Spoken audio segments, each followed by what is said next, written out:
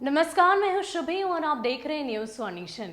यूं तो इस वक्त हम सभी कोरोना की दूसरी लहर की चपेट में हैं और इस आपदा से लड़ाई लड़ रहे हैं, लेकिन इन सब के बीच अगर बिहार राज्य की बात की जाए तो बिहार हर वर्ष एक प्राकृतिक आपदा की त्रासदी को झेलता है। जी हां, हम बात कर रहे हैं बाढ़ की। दरअसल बाढ़ को लेकर हर वर्ष राज्य सरकार की तरफ से हर वो कोशिश की जाती है, हर वो संभव प्रयास किए जाते हैं कि जनता त्राहिमाम ना करे, उन्हें उतनी परेशानियां ना झेलना पड़े। लेकिन इन सब के बीच एक बार फिर से राज्य सरकार की तरफ से अब कुछ नई टेक्नोलॉजी का उपयोग किया जा रहा है। दरअसल आर्टिफिशियल इंटेलिजेंस और साथ ही साथ ड्रोन कैमरे की मदद से अब बाढ़ का आकलन किया जाएगा। इसको लेकर पूरी तैयारी राज्य सरकार की तरफ से की जा रही है। क्या है पूरी जानकारी, आपको विस्तार से बताते हैं।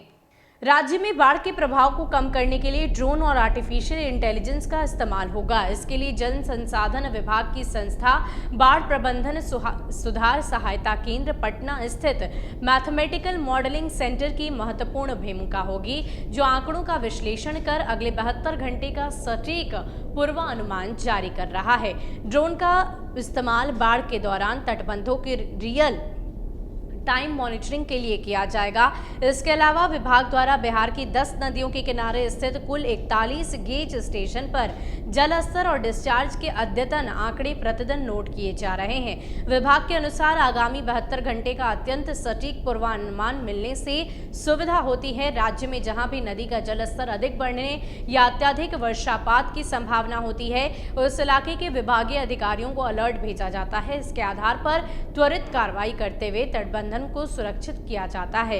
आंकड़े तैयार करने के लिए 3 मॉडल तैयार किए गए हैं: regional model, flood forecast model और रिवर बिहेवियर एनालिसिस मॉडल। इनमें माइक 11 और HEC सॉफ्टवेयर का इस्तेमाल होता है। इस अत्याधुनिक तकनीक का इस्तेमाल पिछले वर्ष भी किया गया, जिसकी सहायता से जान माल के नुकसान को कम करने में काफी मदद मिली थी।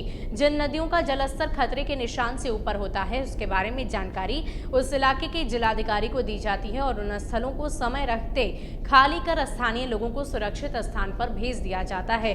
जल संसाधन मंत्री संजय कुमार झा ने बताया कि बाढ़ के प्रभाव को कम करने के लिए विभाग द्वारा लगातार नई तकनीकों को इस्तेमाल के साथ साथ नए प्रयास किए जा रहे हैं। इसी क्रम में मैथमेटिकल मॉडलिंग सेंटर की स्थापना की गई, जिसके द्वारा वर्षा और नदियों के जलस्तर का अगले 72 घंटे का अत्यंत सटीक पूर्वानुमान रोज जारी किया जा रहा है।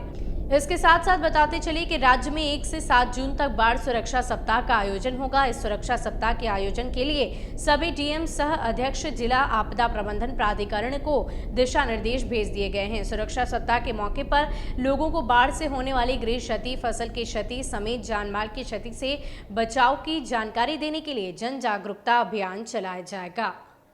तो आपको बता दें कि 1 जून से 7 जून तक बाढ़ सुरक्षा सप्ताह की बात कही गई है। तमाम जिलों के जिलाधिकारियों के द्वारा जागरूकता फैलाई जाएगी कि किस प्रकार बाढ़ में जान माल की क्षति कम हो सके। आपको बता दें कि इस नई टेक्नोलॉजी के माध्यम से जान माल की क्षति को पिछले वर्ष भी कम किया गया था और इसी टेक्नोलॉजी के माध्यम से इस बार भी अपडेटेड वर्जन के जरिए नई तकनीक से बाढ़ से किसी भी तरह का नुकसान बिहार वासियों को ना झेलना पड़े, इसकी पूरी तैयारी राज्य सरकार की तरफ से की जा रही है।